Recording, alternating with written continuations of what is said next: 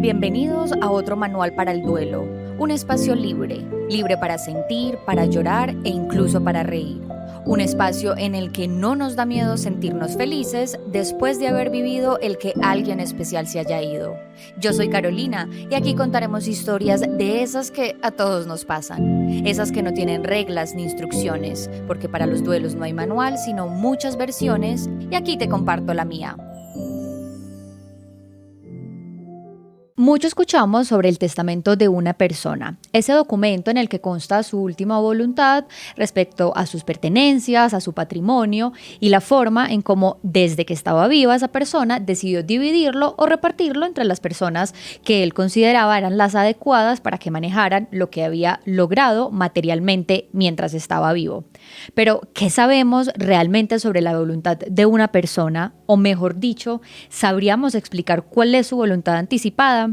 Este término, que realmente es poco común en las conversaciones de la vida cotidiana, pero que es tan necesario de saber cuando alguien a quien amamos es diagnosticado con una enfermedad terminal o está viviendo alguna situación incapacitante de sus funciones o alguna enfermedad degenerativa, e incluso tan necesario para nosotros mismos que hoy, gracias a Dios, contamos y gozamos con buena salud, pero que no estamos exentos de cambiar pues de situación médica o de vida.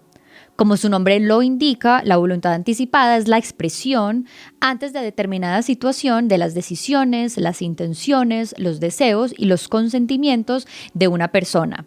Y como somos seres humanos que para morir solamente necesitamos estar vivos, anticiparnos a posibles escenarios de enfermedades, condiciones de salud, terminación de nuestra vida, estado de cama, etcétera, es imprescindible para que nuestra autonomía y nuestra dignidad sobre todo sea respetada hasta el último de nuestros suspiros. Por eso, hoy vamos a hablar del DBA, o mejor conocido como el Documento de Voluntades Anticipadas, un instrumento avalado por el Ministerio de Salud que le permite a una persona en plena facultad mental dejar constancia de sus deseos para cuando tenga que recibir cuidado, atención médica, tratamiento o simplemente para cuando ya no pueda decidir.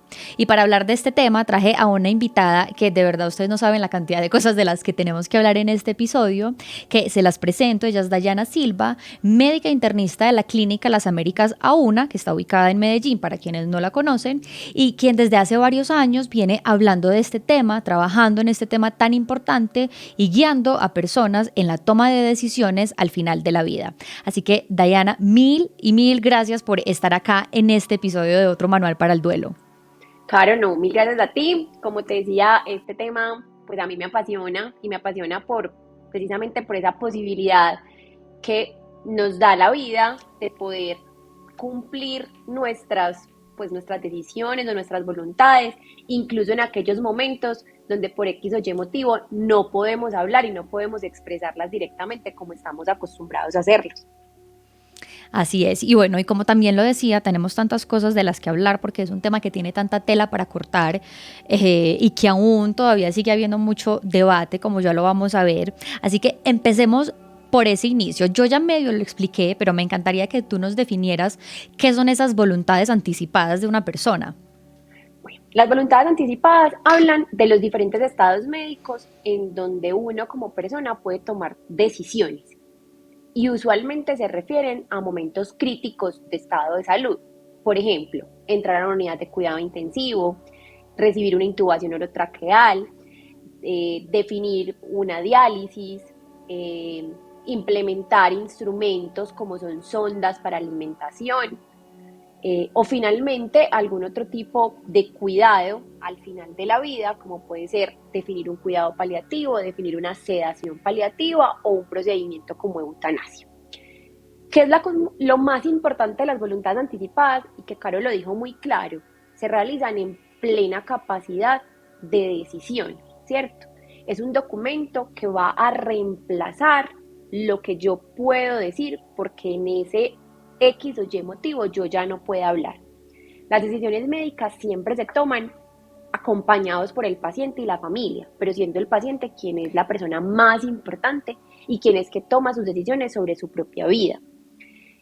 En el momento en que el paciente no puede hablar, siempre hubiéramos querido poder preguntarle qué hubiera querido. Y la mayoría de veces esto nunca se ha tratado. Venimos de una sociedad que es absolutamente miedosa respecto al tema de la muerte y es un tema que termina siendo prohibido en las casas. Qué bonito ser tocar la muerte dentro de el comedor y es uno de esos temas que se toca en la cena de domingo de la familia, ¿cierto? ¿Qué quiere mi papá? ¿Qué quiere mi mamá? ¿Qué quiere mi hermana? ¿Qué quiere mi novio? ¿Mi abuela? ¿Cierto? ¿Qué le gustaría a esa persona al final de la vida? Porque uno muchas veces asume y toma las decisiones por uno mismo. Y sorpresa se lleva cuando conversa con esa otra persona no quiere lo que yo hubiera pensado que quería. Y qué Total. bonito poder hacer al final de la vida todas esas cosas que esa persona realmente quiso en vida. Sí, total. Y sobre todo que ahora vemos como tanta diversidad en las familias, hay tanta diversidad de pensamiento y muchas veces hay familias con una brecha como tan marcada en cuanto a lo que piensan, en cuanto a sentimientos, en cuanto también como demuestran como sus cosas y sus decisiones, que qué chévere, como tú lo dices, poder tener este tipo de conversaciones en las que uno les diga papá, mamá o familia o lo que sea, esto es lo que yo quiero, o a mí me gusta que mis órganos sean donados y pues quiero que así me lo respeten y que no sea ese momento y que el papá diga como no, cómo van a, no sé, a jugar, por decir algo, con los órganos de mi hijo, yo no quiero esto. Entonces entra uno ahí como también un tema de responsabilidad y de pensar también en el otro. Total. Y hay una cosa súper bonita que tú estás diciendo y es el cambio de pensamiento. Y el cambio de pensamiento también aplica para esto.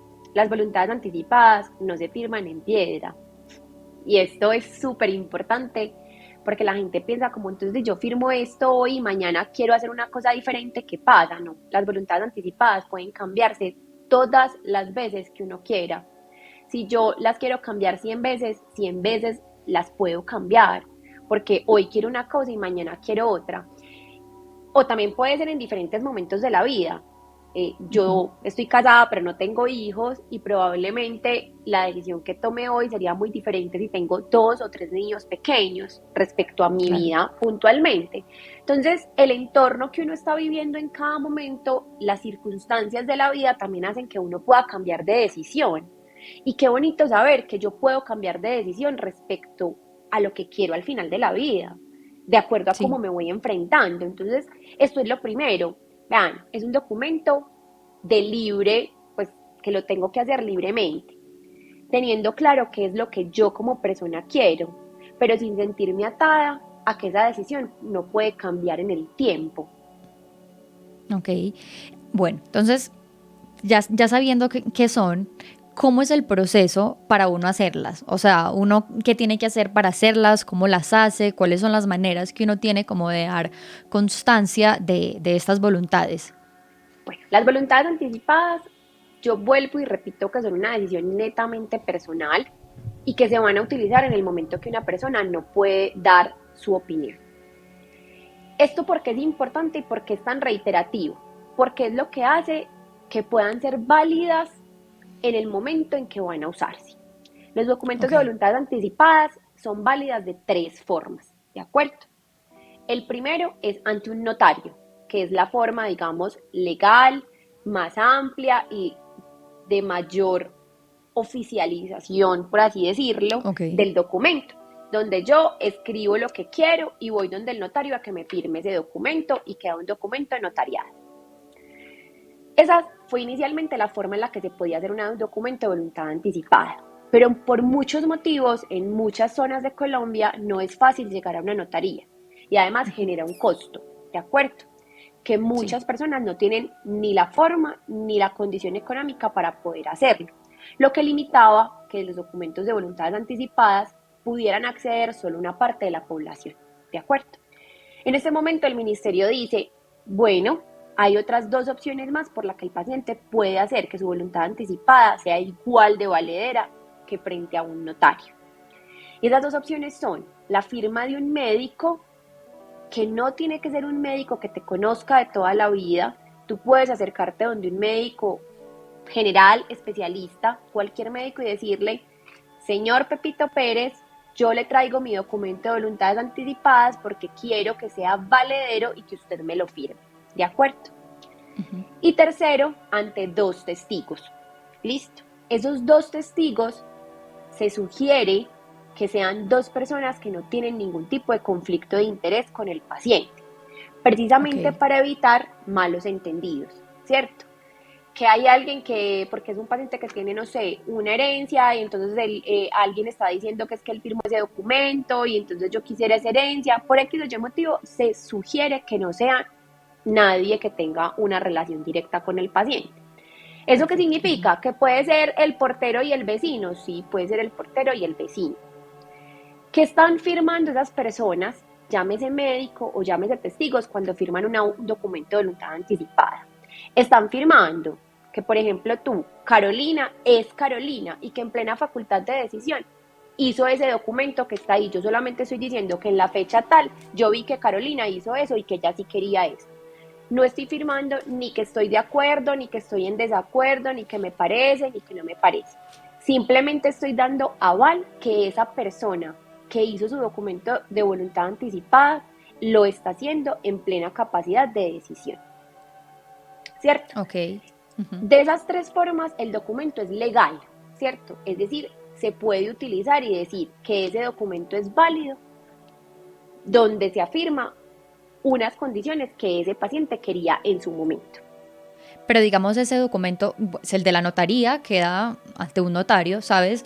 Pero el de los testigos o el de los testigos o el del médico tratante, ¿dónde queda? Pues o uno como dónde lo tiene que llevar o qué tiene que hacer para que esto pues después sí exista cuando uno esté en esa situación. Esa pregunta es súper importante.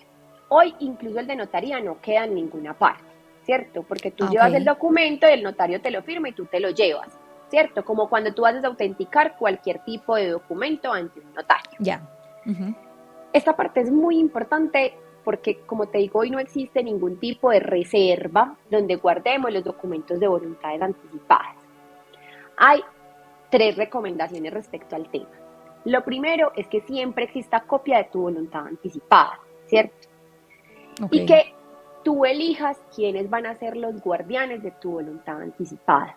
Esos guardianes de tu voluntad anticipada no tienen que ser tus familiares, pueden ser tus Qué teso. amigos, puede ser Ujú. cualquier persona, porque en este momento es la única forma de salvaguardar que esa persona en la que tú confías y que tiene tu voluntad anticipada, en el momento que a ti te pase algo, va a decir, hola, este es el documento que Carolina dejó firmado y quiero que ustedes validen, señores médicos, que es legal y que pueden proceder según ese documento.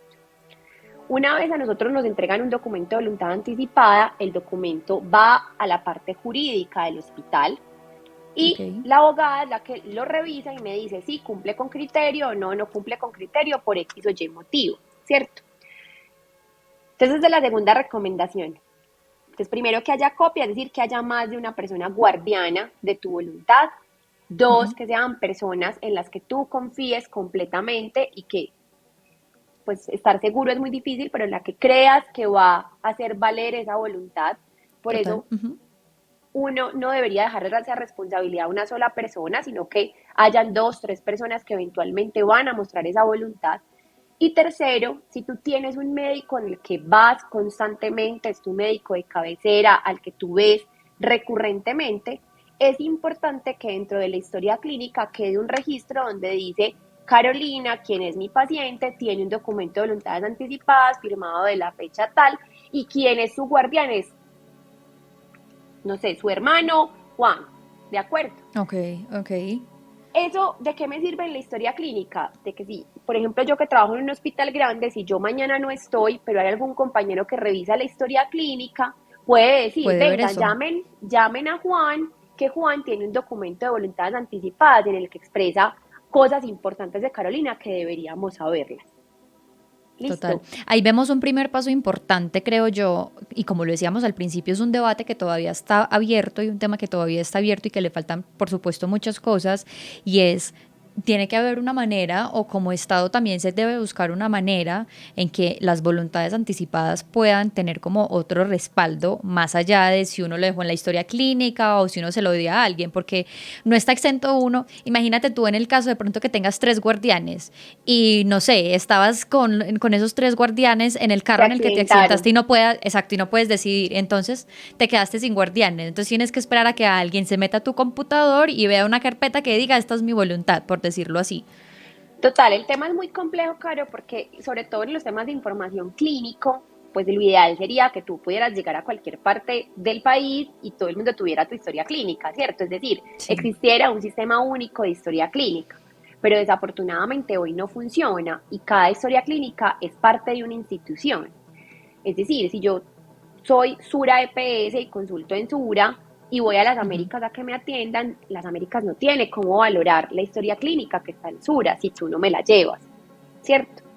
Ok. Y esto es muy importante porque los pacientes usualmente creen que uno como médico tiene acceso a toda la historia en cualquier parte y Ujú. desafortunadamente no. Nos encantaría, sería lo ideal, nos haría el trabajo mucho más fácil, pero pues eso hoy no existe, esto es un tema que pues, que se viene tratando hace muchos años en el ministerio, pero no es fácil, no es sencillo y pues obviamente tiene un costo bastante elevado, ¿cierto? Claro. Pero Y una capacidad idealmente, tecnológica, o sea, se necesita también una capacidad tecnológica y unas plataformas que enorme, soporten la información de todos, total.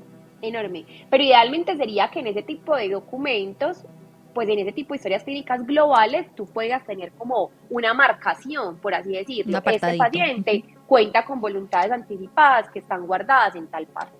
¿Cierto? O escaneadas Sí, incluso dentro de la misma historia.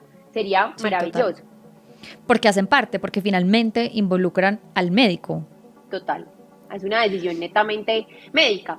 Y pues iniciando este capítulo, Caro me decía, fue pucha, qué montón de información existe, hay muchas cosas que yo no conozco y efectivamente son muchos términos médicos que el paciente no tiene por qué conocerlos.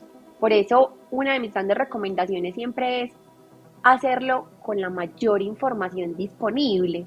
Y De eso acuerdo. implica asistir tantas veces y preguntar tantas veces lo que yo no entiendo hasta tenerlo claro, porque la decisión que tú estás escribiendo ahí puede ser tan decisiva como de vida o muerte, ¿cierto? Ujú. Entonces es Y sobre muy todo que uno en no, perdóname que te interrumpa ahí, sobre tranqui, todo uno en este momento uno puede decir como, uy, no, a mí que no me pongan un tubo que me ayude a respirar, que no me pongan nada, pero también es como desde el impacto que a uno le da ver, por ejemplo, el procedimiento, pero tampoco conoces a finalidad de qué sirve, cómo lo ponen, cómo es, ¿sabes? Entonces también esa falta como de desconocimiento o esa ignorancia que tenemos, pues obviamente en temas médicos, hace que uno puede tomar una decisión que uno diga, uy, no, a lo mejor yo hubiera dicho lo contrario. total. Y aquí hay una cosa súper importante, Caro, y es que este desconocimiento sobre las voluntades anticipadas no es solamente de las personas del común. Mucho personal médico ni siquiera sabe qué es una voluntad anticipada y para qué sirve. Okay. Te quiero contar, mira, tengo una tía que recientemente le hicieron una operación grande, una cirugía cardíaca grande, y ella pues me decía como yo, pues ella no tiene hijos, no, pues tiene solamente a sus hermanos, y yo quisiera dejar muy claro porque no sé qué pueda pasar en esa cirugía, ¿cierto? Y me gustaría dejarlo. En algún momento le expresó, yo le ayudé a hacer el documento, lo hicimos, lo completamos todo, y yo le dije, cuando venga tu cirujano, cuando venga el anestesiólogo, tú les expresas que tú tienes una voluntad anticipada, porque es importante que ellos lo sepan. Qué pena pues aquí el paso del gato, para la toma de decisiones en caso de que pase. La respuesta fue como, entonces si no quieres una reanimación, ¿por qué te vas a operar? Pero venga, es que son dos conceptos diferentes. Y muchas veces somos nosotros, pues desde la parte médica, que nos falta un montón de empatía para sentarnos y decirle, no, mira, es que para este tipo de cirugía tú siempre tienes que tener una parada cardíaca, pero es una parada Ok. cardíaca controlada. Eso no significa que es importante que me cuentes en qué casos no quieres, para dejar algunas cosas claras que muchas veces no están dentro de esa voluntad y que qué bueno poderlo hacer cuando el paciente te expresa exactamente qué es. Entonces, es eso, es que este tema, digamos, de relativamente nuevo y no solamente los pacientes no lo conocen, muchos de nosotros tampoco. Entonces, esto será un crecimiento de lado y lado. hasta que a todos se nos vuelva tan común como preguntarnos, no sé, ¿cuándo te vacunaron la última vez? ¿Cierto? O cuándo fue tu última fecha de menstruación, como le preguntamos a las mujeres. Se nos debería volver tan cotidiano como decir, tú tienes tu voluntad anticipada, tienes alguna duda al respecto, quisieras modificar algo de eso. Y que no nos dé pereza educar a ese paciente que está al frente, ¿cierto?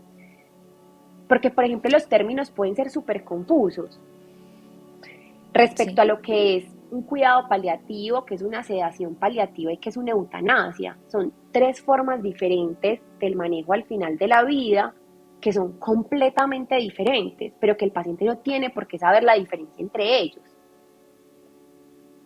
Total, y sabes que hay algo muy importante que como lo decíamos al inicio, este tema de voluntades anticipadas y pues de que se dé la conversación parte mucho de esa falta de educación en muerte que tenemos. Como siempre lo he dicho, a uno lo educan totalmente para vivir, pero nunca lo educan en muerte porque siempre hay un tabú.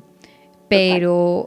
Exacto, pero qué chévere sería poder hablar de esto sin el tabú, sin el miedo, porque también hay una concepción como no, entre más hable de muerte, pues más rápido me voy a morir, es como si la estuviera invocando.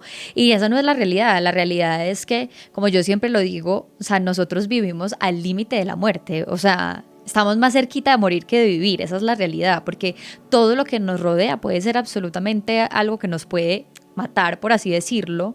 Entonces, qué chévere sería poder seguir uno educándose en estos temas y haciendo conciencia de la finitud que tenemos como seres humanos, precisamente para que estos temas se vuelvan más del cotidiano, les perdamos el miedo y pues por supuesto haya más respeto, como lo decía también al inicio, hasta el último respiro que tengamos. Total, de acuerdo. Yo creo que hemos hablado de qué son, de cómo se hacen, pues, viables. Mm, Creo que nos falta es cómo elaborarlas.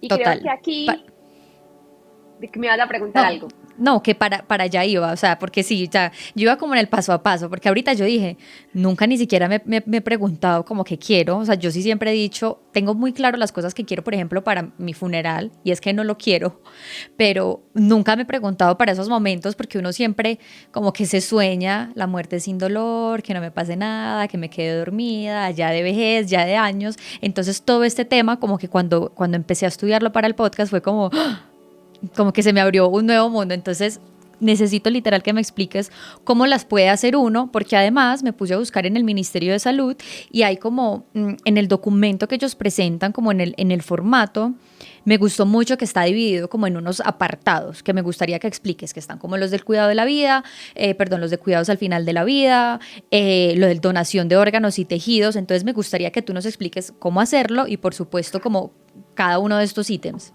Bueno, yo le decía a Caro que el documento que para mí personalmente más me gusta es el documento del ministerio porque siento que está muy completo en la información. Hay algunas EPS que tienen unos documentos bases que también son completamente válidos, pero para mí el más completo es este del ministerio. Los invito, es simplemente que googleen documentos de voluntades anticipadas ministerio, es lo primero que les sale y ahí les deja bajar los formatos. Incluso están las tres posibilidades de formato para que tú lo hagas sobre cómo lo quieres, si lo vas a llevar a notaría, si lo vas a hacer un médico o los testigos. Y Total. ahí el documento pues es bastante amplio, yo creo que si quisiéramos hablar de cada uno de los apartados pues nos tomaría un montón de tiempo, pero les quiero explicar como grande cuáles son como esas opciones.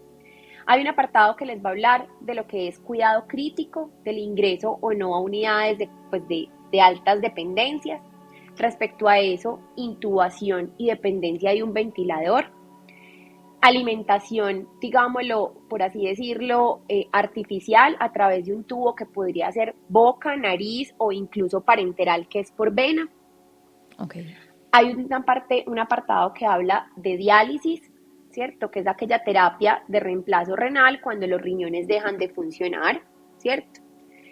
Hay un apartado de donación, como decía Caro, si deseo o no que se donen mis órganos. Si en algún momento deseo que sean solo algunos, uno podría especificar cuáles órganos quisiera hacer donación.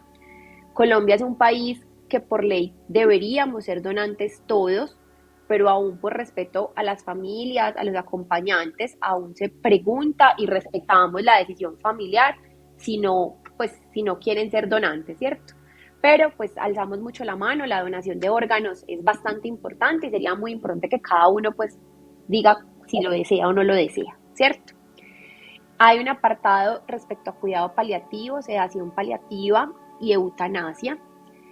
Y existe un apartado donde, pues digamos, mucho habla de enfermedades terminales, pero también anota como si a mí el día de mañana tengo algún tipo de trauma, accidente o pues alguna cosa aguda que pueda llevar a condiciones crónicas en el tiempo. Esto sobre todo se Ok. relaciona con accidentes de cualquier tipo en el que yo voy a perder mi capacidad de decisión. ¿Qué me gustaría que pasara en ese momento? ¿De acuerdo? Este documento está, si Caro lo leyó, está como en las opciones diferentes. Entonces, por ejemplo, les explico, dice, yo no quisiera nunca entrar a una unidad de cuidado intensivo. O Ujú. podría ser la otra opción, yo siempre quisiera entrar a una unidad de cuidado intensivo. Otra opción podría ser, yo estaría dispuesta a entrar a una unidad de cuidado intensivo siempre y cuando mi médico tratante considere que mi enfermedad es potencialmente reversible, ¿cierto? Y ahí van a encontrar diferentes, pues como opciones de acuerdo a cada tema.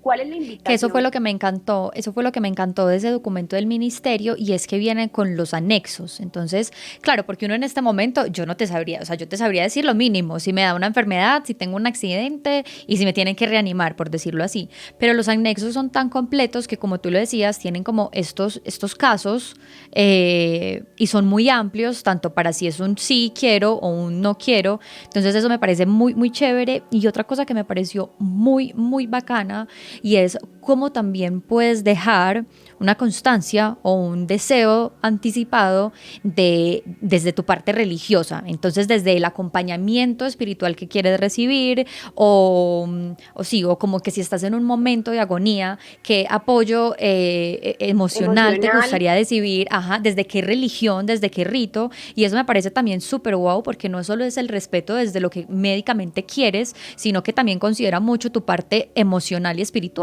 Total.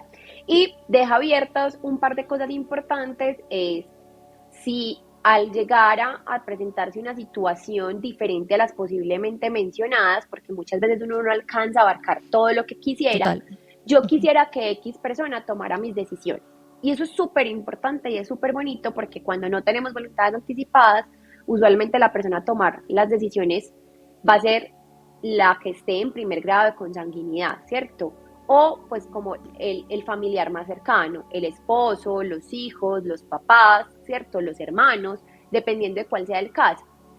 Pero si yo no tengo una relación con mi familia cercana adecuada por X o Y motivo, y yo creo que la persona más adecuada para tomar mi decisión es una amiga, yo puedo dejar en mis voluntades anticipadas que esa persona está Wow. facultada para tomar las decisiones diferentes a lo que está en ese documento de voluntad anticipada.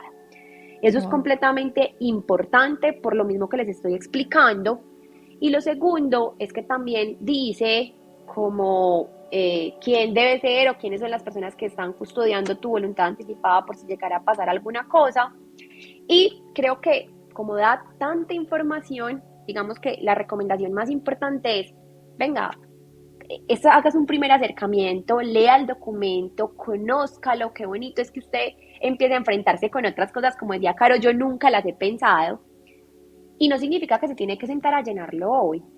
Señale lo que no entienda, que para usted no es claro, que le gustaría que le dieran más información y acérquese a un médico que le pueda dar esa información, a una persona que tenga el conocimiento. Y acá quiero reiterarlo mucho a alguien que sea el conocimiento. No vaya donde el vecino que no conoce, que no sabe, ¿cierto? Porque mi vecino cree que es mejor X cosa. No, yo creo que uno tiene que tomar las decisiones lo mejor informado posible Total. y esa persona debe ser la mejor capacitada a la que usted tenga acceso. Es muy importante que estos documentos se firmen teniendo claridad sobre cada uno, pues como de los eventos médicos que se mencionan que pudieran pasar en cualquier Suceder. momento. Ujú. Porque Caro dice, por ejemplo, y esto es una cosa, yo no me quisiera intubar nunca, ¿cierto? Pero yo te digo, Caro, Ujú. no sé, vos no sabías si sos alérgica a las avispas y las avispas te picaron y te volviste horrible. Es una de las, pues, de las enfermedades que más rápido salen y que les va súper bien y que no tienen en general complicaciones al final. Porque voy a dejar de intubarte y te vas a morir, porque si no te intubo, te vas a morir, si Ujú. eventualmente te puede ir muy bien. Ese es el escenario que habías considerado un escenario donde ibas a quedar en muy malas condiciones, ¿cierto? Y ese De tipo de acuerdo, cosas, pues finalmente quien tiene la información es un personal de la salud, un personal de la salud idóneo que te pueda dar esa información, ¿cierto? de acuerdo. Y qué bueno sería poder recibir tanta gente. Yo cada vez la recibo más y me hace absolutamente feliz que la gente llegue a mi consulta a decirme, venga, es que yo quiero saber qué es un documento de voluntad anticipada. Que mis amigas hoy tengan sus documentos de voluntades anticipadas, ¿cierto? Que hoy mi círculo social cercano hable de lo que quiere al final de la vida, ¿cierto? Yo tengo en mi Ujú. caja fuerte las voluntades de mi mamá y de mi papá, ¿cierto? Y qué bonito es poder pues como replicar esa información y uno estar tranquilo como dijo, yo soy hija única y pues no Yo quisiera también. sentirme mal el día de mañana, sino decir que rico, hice lo que mis papás querían en su momento de Total, vida, sí, ¿cierto? total. Porque también es que entra a jugar mucho el corazón y la emoción en ese momento. Entonces uno, por ejemplo, si está con la mamá, pues claramente nunca vas a querer que tu mamá se muera, pero entonces hasta qué punto la dejo sufrir por yo querer que nunca se me muera y en qué condiciones la dejo. Entonces eso me parece que como tú lo dices es demasiado bueno y uno decir, ya, respeté, mi mamá quería esto, en vida me lo expresó y yo no soy quien para hacer lo contrario de lo que ella quería.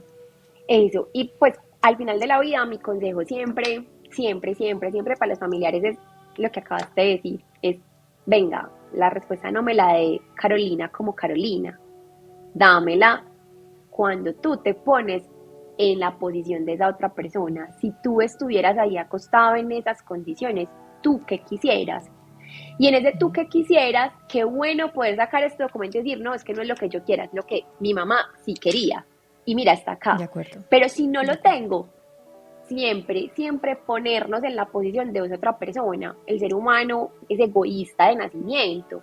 A ninguno de nosotros quiere sufrir, ¿cierto? Entonces yo no quiero que me falte nadie que es importante para mi vida, porque es que yo voy a sufrir. Pero cuando yo desprendo, y muchas veces lo hacemos muy bonito con nuestros animales, y decidimos tomar ciertas decisiones porque yo veo a mi perrito o a mi gatico sufriendo, ¿cierto?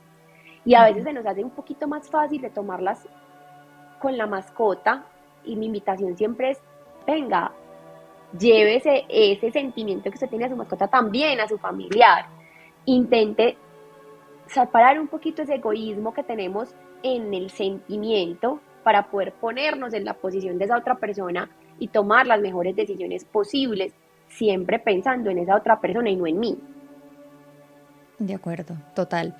Mira que antes de hacer el episodio abrí una cajita de preguntas en redes sociales sobre dudas que tuvieran acerca de las voluntades anticipadas y una de las preguntas que más, pues era la más frecuente, era de cómo se podía garantizar que las voluntades anticipadas sí se cumplieran o sí, o sea, ¿qué me da la garantía de que sí se van a cumplir, de que de pronto en ese momento, por más guardianes, por más de que esté en mi hoja clínica, perdón, en mi historia clínica, no vaya a llegar al momento y vayan a decir, no, no tiene validez, o que de pronto desde la parte jurídica digan, no, no tiene validez, como que cuál es esta garantía que hay para que sí sean efectivas? Bueno, desafortunadamente no existe una fórmula mágica que yo les pueda decir, esta es la garantía única.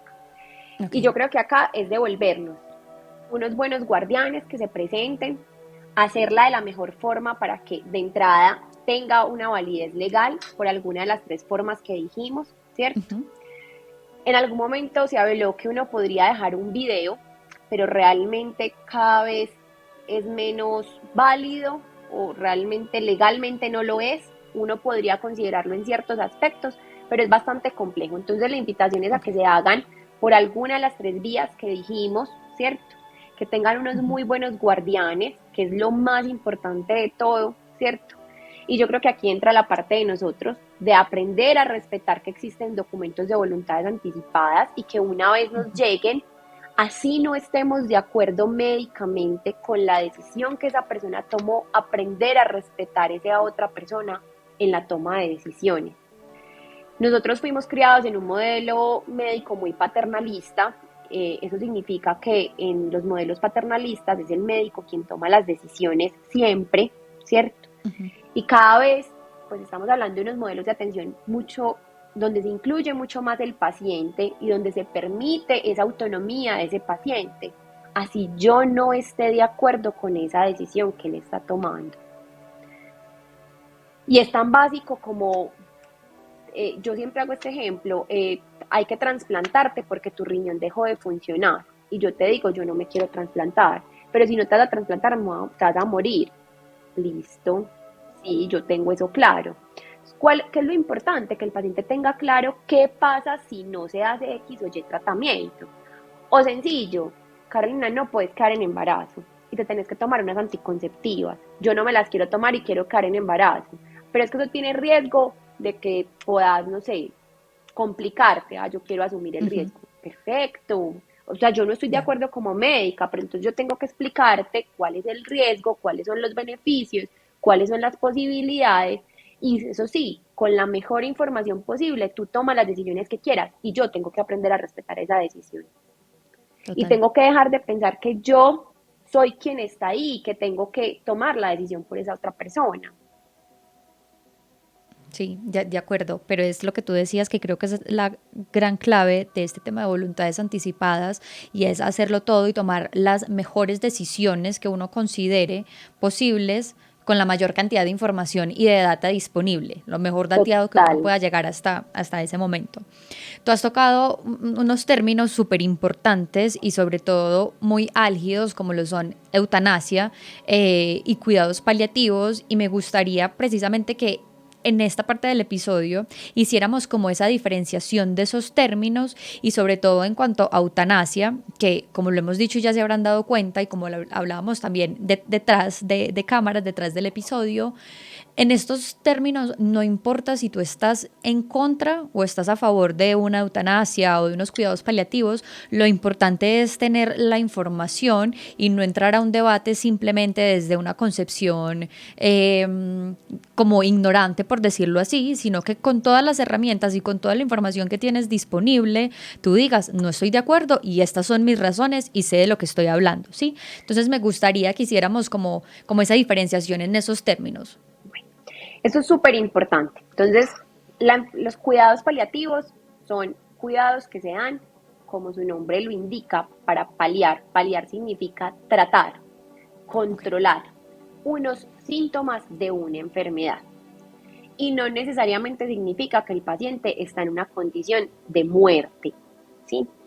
Yo tengo Ujú. un paciente, por ejemplo, que tiene una enfermedad pulmonar como un EPOC porque fuma y tiene mucha dificultad respiratoria, pero el paciente no se está muriendo, tiene mucha dificultad respiratoria y ya no puede ir de la cama al baño porque se asfixia muchísimo. Yo le Ok. puedo paliar su disnea, su dificultad respiratoria con algunos medicamentos que me ayudan a controlar ese síntoma, ¿cierto? Por ejemplo, algunos pacientes diabéticos que tienen muchísimos años de enfermedad tienen una cosa que se llama gastroparesia y es que vomitan un montón. Yo le puedo paliar, le puedo ayudar a tratar el síntoma sin que le voy a curar su enfermedad.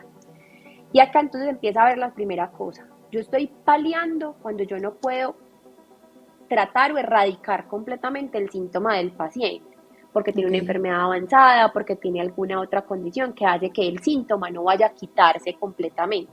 Entonces yo lo que estoy intentando hacer es mejorar la calidad de vida disminuyendo el síntoma que lo aqueja, que puede ser dolor, puede ser dificultad respiratoria, pueden ser náuseas, puede ser vómito, hay un montón de expresiones y no necesariamente significa que usted me lo está dando cuidado paliativo, mi familiar se va a morir. No, lo que estamos intentando hacer es darle una mejor calidad de vida sin importar qué pase con el resto de su enfermedad.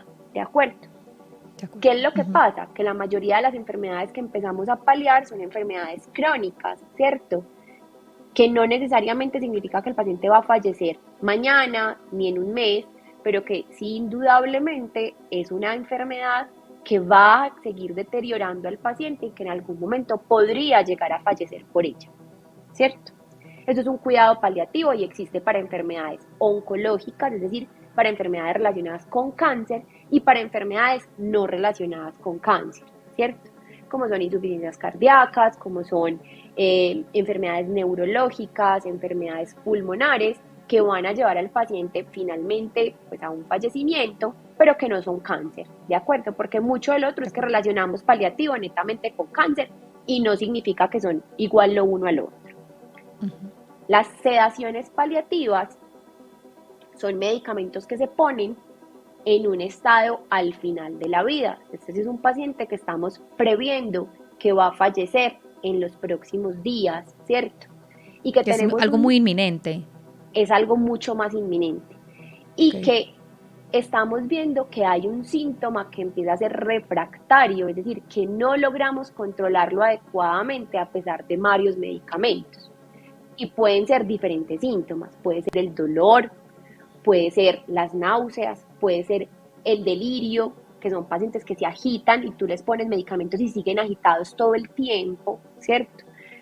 Entonces estamos previendo que el paciente va a fallecer en los próximos días, pero que tengo un síntoma que no logro controlarlo. Entonces yo le pongo una sedación, que son medicamentos que lo van a dejar un poco más dormido, que me va a lograr controlar mejor el síntoma y que finalmente lo vamos a acompañar en ese proceso de fallecimiento. No acelera el proceso de muerte, permite que el cuerpo, sus órganos, terminen, digamos, de hacer su proceso en el momento que lo vaya a hacer. ¿Cuánto dura una sedación? Dependemos del paciente. Yo la puedo poner ya y puedo que el paciente fallezca con la primera dosis del medicamento, ¿cierto? O puede que se demore días completos, semanas en sedación. ¿Qué hace que yo titule el medicamento? La inconformidad que yo logro ver en el paciente, ¿cierto? Y no solamente porque el paciente me hable, sino porque yo lo veo con quejido, lo veo con dificultad respiratoria, lo veo haciendo facie, es decir, caras de dolor, ¿cierto? Eso me va a permitir yo titular el medicamento, pero finalmente esto no va a acelerar el proceso de muerte. ¿Listo? Y finalmente la eutanasia. La eutanasia es un procedimiento médico, y quiero repetirlo, esto es muy claro, es un procedimiento netamente médico, no es un procedimiento ni de enfermería, ni de los familiares, se hace netamente por un médico y es un procedimiento que sí busca adelantar el proceso de muerte de un paciente. Debe ser netamente solicitado por el paciente, ya sea porque hace una solicitud expresa porque puede hablar y puede decirlo, o a través de un documento de voluntades anticipadas. No es válido desde ningún otro punto, es decir, yo toda la vida hablé con mi papá del que él quería una eutanasia, pero él nunca lo firmó y en este momento no puede hablar por X o Y motivo. Eso no es válido porque no tengo cómo saber que ese paciente realmente en una condición adecuada, es decir, en una plena capacidad de decisión, solicitó dicho documento. Solicitado. Y aquí vuelve entonces a ser tan importante el documento de voluntades anticipadas. ¿Qué quiero yo al final de la vida? ¿Cierto? Esas son las tres diferencias grandes como de los cuidados. Y, por ejemplo, si yo solicito una eutanasia, no significa que estoy negando mi cuidado paliativo. Si yo quiero una eutanasia y la quiero hacer en un mes, en 2 meses, eso no quita la posibilidad de que yo reciba medicamentos para el dolor, ¿cierto? Ni quita la posibilidad de que yo reciba una atención médica diferente, ¿cierto? Porque además, la solicitud de eutanasia es tan válida como que uno puede retrocederse hasta el último momento. Ok. El hecho de que yo la solicite no significa que finalmente tenga que terminar en el procedimiento. En el camino yo puedo decir, venga, yo no quiero esto, yo decidí una cosa diferente, ¿cierto? Entonces es súper importante eso, poder saber que cualquier decisión es reversible mientras yo lo quiera hacer. Y te voy a decir aquí una cosa súper importante que no lo dijimos mientras estábamos hablando de voluntades anticipadas, que yo les decía que uno las puede cambiar cuantas veces quiera. Es súper importante que a medida que yo cambio mi voluntad anticipada, en el documento nuevo que elabore, deje por escrito que yo tenía unas voluntades anteriores firmadas en la fecha tal y que con el Ah, documento ok. actual derogo pues invalido esas voluntades anteriores, La ¿de acuerdo? anteriores. Ok. Sobre Ujú. todo si hay cambios importantes en las decisiones que estoy tomando. Ya, total. En este tema de la eutanasia, que como lo decíamos, está la gente que está a favor y está la gente que está en contra, nosotros acá simplemente queremos hacer como ese marco de lo que está sucediendo en este momento pues en nuestro país al respecto. Me gustaría que habláramos de cuáles son esas, como esas condiciones o esas situaciones en las que una persona puede acceder a la eutanasia, siendo también Colombia un país eh, que digamos en materia de esta decisión tan polémica, ha sido como uno de los más avanzados, por decirlo así. De hecho, me corriges, fuimos el quinto país en despenalizar la eutanasia, ¿cierto? Y Sí, estamos a la par de países como España, como Luxemburgo. Entonces, me parece que hay un tema del que hablar y que, pues, aunque siga en debate, pues ha tenido avances importantes. bueno, entonces, en respecto a eutanasia hemos tenido avances muy grandes. La última sentencia que tenemos vigente es la sentencia C-233 del año 2021. Esta sentencia habla como de las condiciones, por así decirlo, que debe cumplir un paciente para la solicitud de eutanasia. Yo, como les decía, Caro, quiero darles información que, pues, que pueda ser Total. de la mano para la persona que les sirva. Acá no estamos poniendo posturas pues como a favor o en contra, es simplemente dar un conocimiento para que aquella persona Total. que lo necesite pueda acceder a él, ¿de acuerdo? La eutanasia hoy está despenalizada en unas condiciones puntuales. La primera y la más importante es que sea una solicitud expresa del paciente, ya sea por convicción directa de que el paciente dice yo solicito este procedimiento o a través de un documento de voluntades anticipadas. Eso es lo primero. Lo segundo es que debe padecer alguna enfermedad crónica, ¿sí?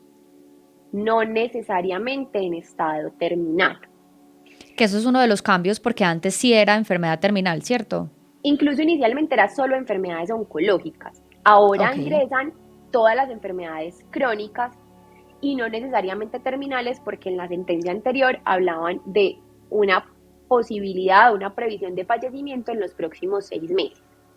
¿Y esto por qué es tan importante? Y esto porque llegó a las sentencias, principalmente por las enfermedades neurológicas degenerativas. Muchas de las enfermedades neurológicas degenerativas, la que probablemente más conoce la gente es la ELA, que es la esclerosis lateral amiotrófica, que es la enfermedad de Johns Hopkins, que es aquella Ujú. enfermedad que los va degenerando hasta perder todas sus capacidades de movimiento, incluso la capacidad de respirar y de tragar, ¿cierto? Indudablemente los pacientes van a terminar falleciendo por su enfermedad, ¿cierto? Pero puede ser una enfermedad de evolución lenta, ¿sí? Es decir, que vas perdiendo tus capacidades lentamente, en algunos puede ser un poco más agresivo.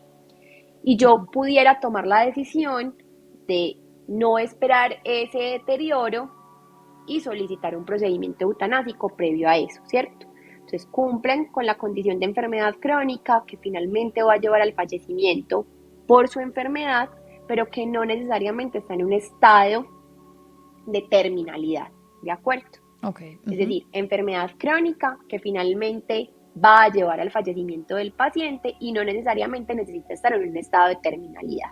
¿De acuerdo? Es importante que el paciente tenga conocimiento de las opciones terapéuticas y que decida aceptarlas o no, ¿cierto? Por ejemplo, yo tengo un cáncer, tengo posibilidad de quimioterapia, con la quimioterapia el oncólogo dice que me puede ir bien, pero yo no quiero hacerme quimioterapia y tengo claro que no quiero hacerme quimioterapia. Yo ya conozco la posibilidad y puedo negarme al tratamiento, ¿de acuerdo? Y finalmente que tenga el conocimiento sobre todas las opciones diferentes que existen, como son el cuidado paliativo, como son la sedación paliativa. No significa que tenga que estar o no de acuerdo, pero significa que tiene la información para tomar la decisión de la mejor forma, ¿cierto? Una vez el paciente cumple con estos criterios o ni siquiera los tiene que cumplir, digamos que ahorita lo que dice la sentencia grande es, si un paciente hace una solicitud expresa de eutanasia, quien recibe la solicitud, es decir, el personal médico que la reciba, no importa quién sea, su obligación es activar el comité de ética. Ok. Todos los hospitales y las EPS deben contar con un comité de ética. Es decir, yo como médica que recibo la solicitud, no soy quien digo si el paciente cumple o no cumple criterios. Yo lo único que tengo que decirle a esa persona es, hola, mira, es importante que me cuentes si entiendes lo que me estás solicitando, darle la información que el paciente me solicite en su momento respecto a algo que no, pues no tenga claro, y finalmente activar el comité de ética. Esas activaciones de los comités, digamos que son procedimientos internos de cada institución. Nosotros, por ejemplo, lo hacemos a través de un correo electrónico a la persona encargada, ¿cierto?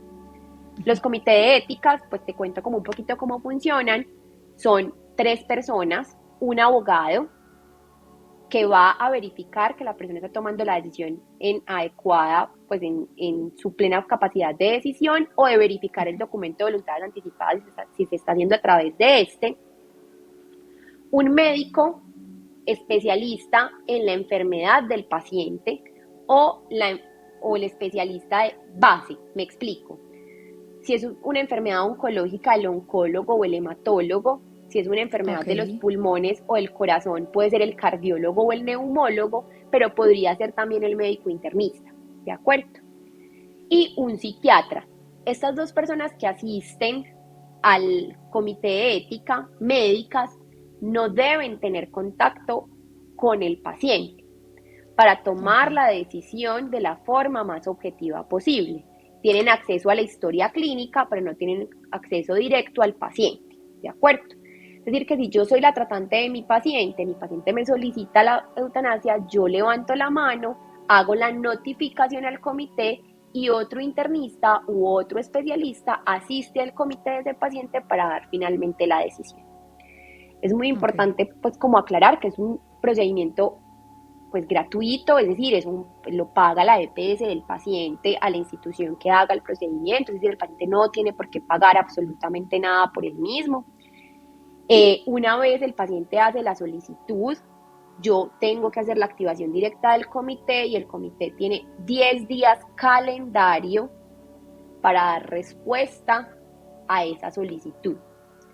Puede ser positiva, puede ser negativa o puede decirle me falta información y en esos 10 días debe asegurarse que se complete la información restante, ¿cierto?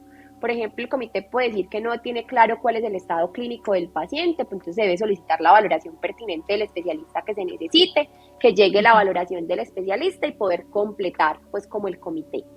Máximo 10 días calendario para dar respuesta. Si el paciente no está de acuerdo con la decisión, tiene la posibilidad de apelar dicha decisión y debe ser valorado por un segundo comité de ética diferente al Diferente. inicialmente formado. ¿De acuerdo? Si el médico que recibe la solicitud es objetor de conciencia, es decir, que no está de acuerdo por motivos religiosos, morales, éticos diferentes, no está de acuerdo con el procedimiento, no tiene por qué negarle al paciente la posibilidad del mismo. Y su Ok. trabajo es activar el comité de ética, no dar una pauta ni de valor ni de conocimiento respecto al procedimiento.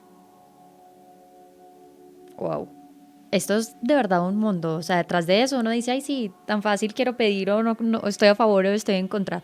Pero detrás hay un mundo. Y aquí me gustaría que metiéramos un tercer término a esta ecuación, que era algo que yo te decía que no entendía muy bien, y era la diferencia entre la eutanasia y el suicidio asistido. ¿Sí? Entonces, les explico. La eutanasia, como empecé diciendo, es un procedimiento médico, es decir, que quien hace la aplicación de los medicamentos es un médico, ¿cierto? El suicidio asistido hoy no está despenalizado en Colombia, está todavía pues como en plena discusión. El suicidio asistido se trata de que el personal médico da la información médica para que la persona que quiere llevar a cabo el procedimiento pueda llevarla por sí mismo. Es decir, en la eutanasia, el personal médico hace el procedimiento cumpliendo las características que ya hablamos previamente. En el Ujú. suicidio asistido es un procedimiento que hace el mismo paciente, pero basado en información médica. ¿De acuerdo? Esa es la diferencia grande. uno es un procedimiento médico y el otro es un procedimiento que hace el mismo paciente y que no necesariamente tiene que cumplir las condiciones anteriores. De acuerdo, sí. Y digamos que pues he visto que aunque en Colombia todavía es un tema que está penalizado, creo que en ciertos países de Europa ya es una práctica, pues digamos que se puede realizar. Sí, es un tema amplio, de una discusión Total. bastante compleja en términos no solamente éticos, sino también legales, ¿cierto? Ujú. Eh, Necesita un marco jurídico sobre todo grande Muy porque importante, se tambalea en una delgada línea, ¿no? muy, muy delgada línea. Total. Diana, no, de verdad que, o sea, mil gracias. Yo creo que el consejo más grande que uno puede sacar de este episodio, porque siempre pido como consejos de mis invitados, pero siento que aquí el consejo más grande es precisamente el de hacer o garantizarnos a nosotros mismos eh, nuestra dignidad. Nadie más que nosotros mismos puede hacer respetar su autonomía o su dignidad, y si tenemos herramientas a la mano, pues qué bueno es conocerlas y aplicarlas, ¿verdad? Total. El consejo más grande es entender que no tenemos la vida comprada, que cualquier cosa nos puede Ujú. pasar en cualquier momento y que qué bonito poder tomar decisiones incluso cuando no podemos hacerlo, ¿cierto? Es una invitación súper grande a dejemos el tema y conozcámoslo, al menos que deje de ser un tabú y que empecemos a informarnos todos, que las puertas están abiertas, las preguntas que salgan estamos dispuestos a respondérselas y que qué nota poder decir en unos años que al menos el 50% de la población colombiana eh, tiene una voluntad anticipada o conoce cuál es el término y qué puede hacer con esto. Sería pues maravilloso. Así es, total. Y mil gracias por haber de verdad estado aquí, por tomarte el tiempo, por explicarnos tan al detalle tanta información que puede ser tan compleja o que puede resultar tan abrumadora, por explicárnoslas de esa manera como tan sencilla, que espero que de verdad la gente la haya entendido, y como tú dijiste, cualquier duda, pues siempre vamos a hacer un portal abierto para ayudar a responderle esas preguntas. Así que mil gracias por haber estado aquí. A ti, Caro, por esta invitación. Bueno, y como siempre les digo a todas las personas, quédense con lo que les resuene de estos episodios, pero hoy más que resonar es, no importa cuál sea su opinión, infórmese, que creo que es una de las invitaciones más importantes, Total. es infórmese de todo lo que tiene a la mano, de las herramientas, de los términos que desconoce, y tome así las mejores decisiones, o las que usted considere las decisiones que son más acertadas para su vida. Y nosotros nos vemos y nos escuchamos en un próximo episodio de Otro Manual para el Duelo, el podcast.